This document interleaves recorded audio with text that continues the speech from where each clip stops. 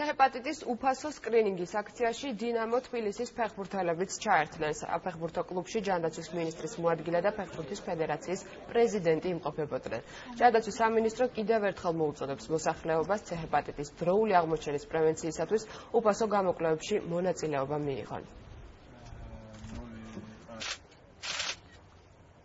ეს უმნიშვნელოვანესი აქცია არის მთელი ქვეყნისთვის, თითოეულ ჩვენთანგანისთვის და ამიტომ დინამო თბილისი ღებულობს მონაწილეობას და მივმართავთ ყველა ჩვენ კომაკს, ყველა ადამიანს, ყველა თბილისელს, მთელ საქართველოს, რომ აუცილებლად გაიარონ ეს ტესტი. ეს არის ერთ-ერთი ყველაზე წარმატებული პროგრამა, რაც ჯანდაცვის სამინისტრომ 2015 წელს დაიწყო და ამ წელსაც გრძელდება და მოუწოდებ ყველას, რომ ჩაერთონ, მიიღონ მონაწილეობა, იმიტომ რომ ძალიან მნიშვნელოვანია. მინდა მოუწოდო ყველა ადამიანს აქვს საშუალება ჩვენს ცენტრებში, დაავადებათა კონტროლის ცენტრში მიბრძანდნენ, გამოიკვლიონ თავი.